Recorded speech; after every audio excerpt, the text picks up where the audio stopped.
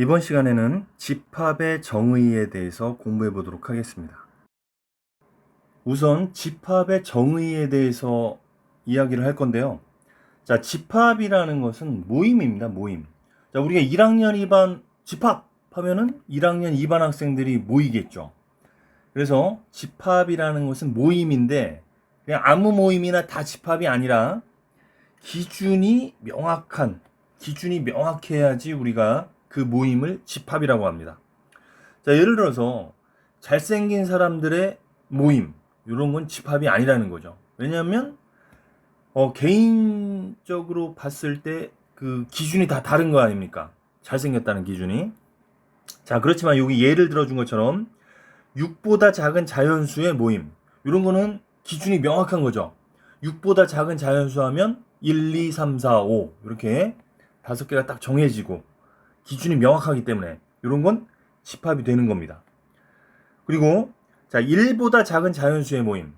자, 1보다 작은 자연수는 없지만 기준이 명확하기 때문에 이것도 집합이 되는 거죠. 물론 1보다 작은 자연수는 없습니다. 없지만 기준은 명확하기 때문에 이런 것도 집합이라고 할 수가 있죠. 그 다음에 키가 큰 학생들의 모임. 요거는 집합이 아닌 거죠. 자, 왜냐면 이런 건 상대적이기 때문에. 그죠? 농구 선수들이 봤을 때 180cm는 키가 작은 건데 유치원생들이 봤을 때 180cm는 키가 큰 거잖아요. 그래서 이런 거는 사람마다 기준이 다르기 때문에 집합이 아니다. 이렇게 이야기할 수가 있습니다. 그래서 이제 우리가 이런 걸 집합이라고 하는데, 자, 집합을 표현할 때는 대문자로 집합의 이름을 나타냅니다. 그래서 예를 들어서 6보다 작은 자연수의 모임하면, 자, 집합의 이름을 A라고 하면 대문자 A는 자, 중괄호를 이렇게 치죠. 그 다음에 집합의 원소라고 합니다. 1, 2, 3, 4, 5 이렇게 집합을 표현을 해줍니다. 중괄호를 이용해서. 자, 그 다음에 우리가 요 집합에서 요 하나하나를 집합의 원소라고 하죠. 원소. 그래서 A라는 집합에 1이 포함된다. 1이 포함된다 할 때 이렇게 2자를 씁니다. 2자를 이렇게 써주는데 이 엘리먼트라는 그 원소를 영어로 하면 엘리먼트거든요. 그 첫 글자를 따서 1은 A에 포함된다. 또는 2는 A에 포함된다. 이렇게 원소가 집합에 포함된다. 이렇게 표현을 할 수가 있고, 자, 10은 A에 포함되지 않는다. 포함되지 않는다는 이자에다가 이렇게 사선을 그어서 포함되지 않는다. 이렇게 표현을 합니다. 자, 그러면 이 두 번째 1보다 작은 자연수의 모임. 이놈의 집합 이름을 우리가 B라고 붙이면 얘는 원소가 없는 것이죠. 원소가 없으니까 이렇게 나타낼 수가 있겠죠. 그래서 우리가 이렇게 원소가 없는 집합을 공집합이라고 합니다. 그래서 얘를 어떻게 나타내냐면 이렇게 요 기호로 나타냅니다. 그래서 이렇게 나타낸 것을 공집합이라고 생각하시면 되겠습니다. 원소가 없는 집합, 공집합. 뒤에 다시 한번 나오니까 그때 다시 한번 이야기하겠습니다. 자, 그렇다면 집합을 어떻게 표현하느냐? 집합을 표현하는 방법은 세 가지 방법이 있습니다. 자, 원소 나열법, 조건 제시법, 벤 다이어그램법, 이렇게 세 가지가 있는데, 자, 원소 나열법이라는 것은 여러분들이 말 그대로입니다. 우리 집합의 구성원 하나하나를 원소라고 했죠. 그래서 그 원소를 나열한다는 얘기입니다. 자, 라지 A는 집합 이름이죠. A는 한 다음에 중괄호를 치고 원소를 이렇게 하나씩 쉼표를 이용해서 나열을 해주는 것이 원소 나열법이 되겠습니다. 자, 그 다음에 두 번째 조건제시법인데, 조건제시법이라는 것은 자, 집합의 이름을 쓰고 는 쓴 다음에 중괄호는 똑같습니다. 그 다음에 이제 조건제시법이라는 것은 원소를 나열하는 것이 아니라 원소가 될 수 있는 조건을 쓰는 거죠. 조건을 제시해 주는 겁니다. 말 그대로. 자, X라는 놈이 이 집합 A의 원소인데 그 다음에 바를 씁니다. 바. 그 다음에 X에 대한 조건을 쓰는 거죠. 이 집합의 원소가 되려면 어떤 조건이 필요하느냐? 자, X는 6보다 작은 자연수. 6보다 작은 자연수 하면은 1, 2, 3, 4, 5 이렇게 되겠죠. 자, 조건제시법에서 이렇게 나타낼 수도 있습니다. 자, 집합의 이름이 라지 B인데, 자, x는 어떤 x냐면 x제곱 마이너스 3x 마이너스 4는 0.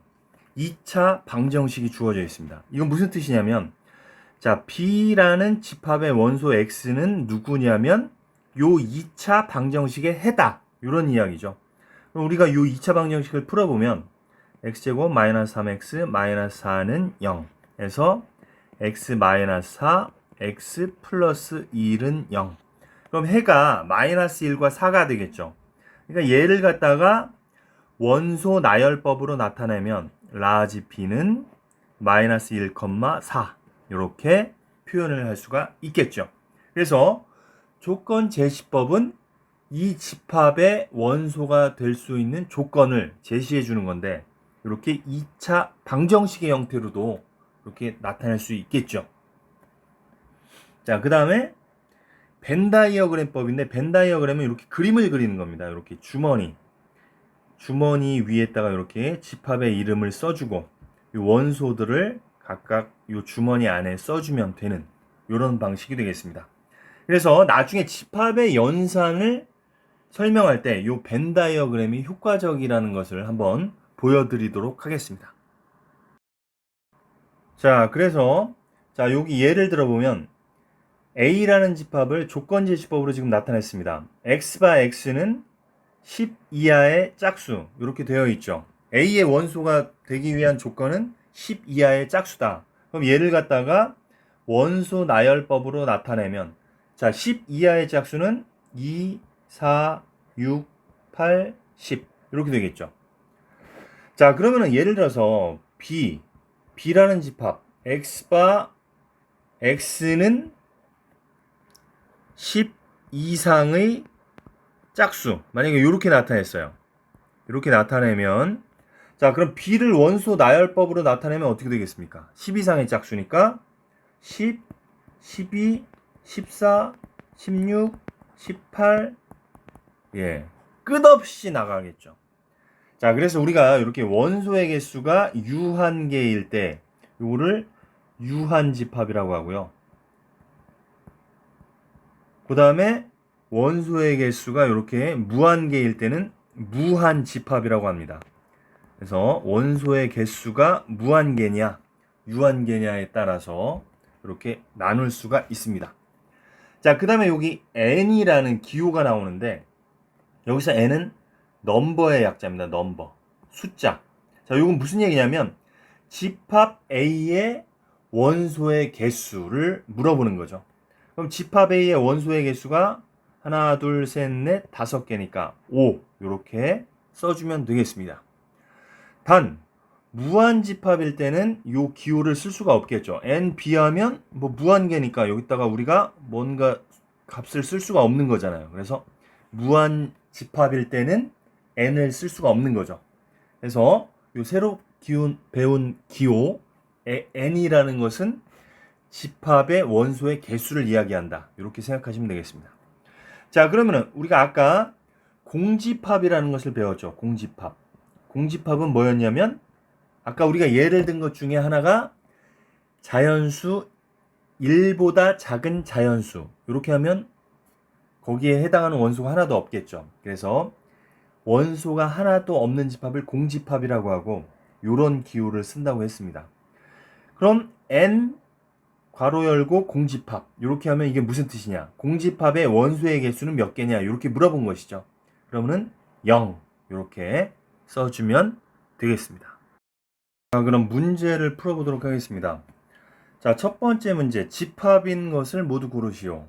자, 집합이냐 집합이 아니냐 여기에 관한 문제가 항상 하나씩 꼭 나오는데, 자, 집합은 아까 뭐라고 했습니까? 모임인데 기준이 명확한 모임이죠. 기준이 모호하면 안 됩니다. 자, 1번. 우리 반에서 키가 176cm 미만인 학생의 모임. 기준이 명확합니다. 170cm 미만. 그러니까 얘는 집합이 되는 것이죠. 2번. 우리 반에서 키가 가장 큰 사람의 모임. 우리 반에서 키가 가장 큰 사람은 한 명 있겠죠. 가장 큰 사람이니까. 그러니까 이것도 집합이 됩니다. 왜냐면 가장 크다는 것은 기준이 명확한 거죠. 물론 한 명이겠지만 그 집합의 원소는 한 명이겠지만 기준이 명확하니까 이건 집합이라고 할 수가 있습니다. 그다음에 세 번째, 10보다 큰 자연수의 모임. 자, 10보다 큰 자연수는 어마어마하게 많죠. 자, 그렇지만 기준이 명확하고 하기 때문에 얘는 집합이 되는 것이고 얘는 원소의 개수가 무수히 많겠죠. 그러니까 무한 집합이 될 겁니다. 자, 그 다음에 10보다 큰 6의 약수의 모임. 자, 6의 약수하면 우리가 1, 2, 3, 6 이렇게 네 가지가 있는데 10보다 큰 6의 약수는 없죠. 없지만 10보다 크다, 6의 약수다 이런 기준들이 명확하기 때문에 얘는 집합이 되는 겁니다. 그렇지만 얘는 원소가 하나도 없겠죠. 그래서 공집합이 될 겁니다. 5번 높은 빌딩의 모임. 자, 요거는 집합이 아니겠죠. 자, 높다는 기준이 정확하지가 않기 때문에 상대적이기 때문에 요것은 집합이 아니다. 이렇게 알아두시면 되겠습니다. 자, 두 번째 문제입니다. 자, 단어 모닝의 알파벳의 모임을 집합 A라고 할 때 NA, 집합 A의 원소의 개수는 몇 개냐 이 얘기죠. 그럼 A를 우리가 나타내 보면 자, 모닝이니까 M, O, R, N, I, N, G. 자, 여기서 아까 설명할 때 선생님이 빼먹었는데 지금 요 원소들을 보면 같은 놈이 있습니다. N과 N이 같겠죠. 그래서 같을 때는 중복으로 나타내지 않습니다. 집합을 나타낼 때 같은 원소는 중복으로 나타내지 않고 하나만 나타냅니다. 따라서 원소의 개수는 하나, 둘, 셋, 넷, 다섯, 6개가 되는 것입니다. 중복되는 N 2개는 하나만 나타낸다. 그래서 정답은 6이 되겠습니다. 다음 문제입니다. 자, 집합 A가 3, 6, 9, 12, 15, 18, 21 뭐 이렇게 쭉 가다가 99까지 가는 거고 자, 집합 B는 조건제시법으로 나와 있죠. X. 자, X는 어떤 놈이냐면 100의 약수 이렇게 써 있습니다. 자, 그럼 1번 A를 조건제시법으로 나타내시오. 지금 A가 원소 나열법으로 나타나 있는데 자, 이걸 조건제시법으로 어떻게 나타낼 거냐? 자, 3부터 6, 9, 12 3단에 나오는 숫자들은 다 되는 거죠. 그러니까 3의 배수네요. 3의 배수. 가장 큰 것이 99니까 우리가 이걸 어떻게 나타낼 수 있느냐? 뭐 여러 가지 방법이 있겠지만 X는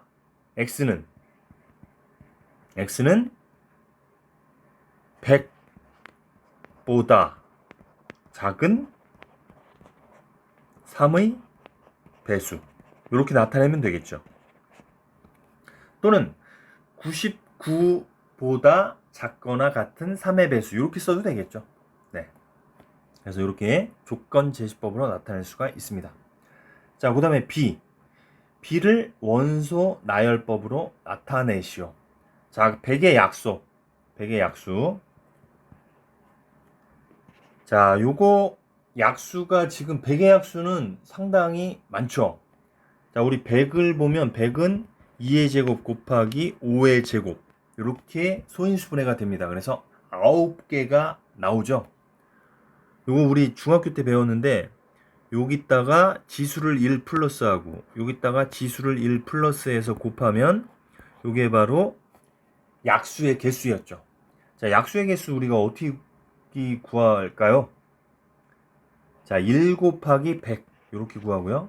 그 다음에 2 곱하기 50 그 다음에 3은 안 되고 4 곱하기 25 그 다음에 5 곱하기 20 그 다음에 10 곱하기 10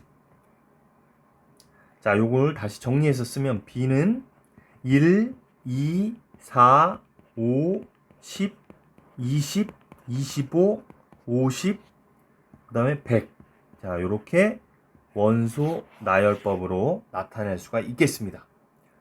자, 그 다음에 세 번째 문제. A의 원소의 개수는 몇 개냐? 그럼 우리 100보다 작은 3의 배수. 3부터 99까지니까 얘는 3 곱하기 1이고 얘는 3 곱하기 2고 얘는 3 곱하기 3이고 얘는 3 곱하기 33이니까 33개가 되겠죠. 그 다음에 B의 원소의 개수는 몇 개냐? 자, 우리 지금 B를 나타냈을 때 9개였죠. 9개. 또는 아까 선생님이 설명했던 것처럼 소인수분해 했을 때 여기 지수, 각 지수에다 1씩 더해서 곱하면 약수의 개수다. 이렇게 중학교 1학년 때 배웠던 기억을 이용해서 구해도 되겠습니다. 자, 이렇게 해서 문제들을 모두 풀어봤는데, 자, 요번 시간은 집합의 정의에 대해서 우리가 기초적인 것들을 공부를 했고, 다음 시간에는 부분 집합에 대해서 공부해 보도록 하겠습니다. 자, 수고하셨습니다.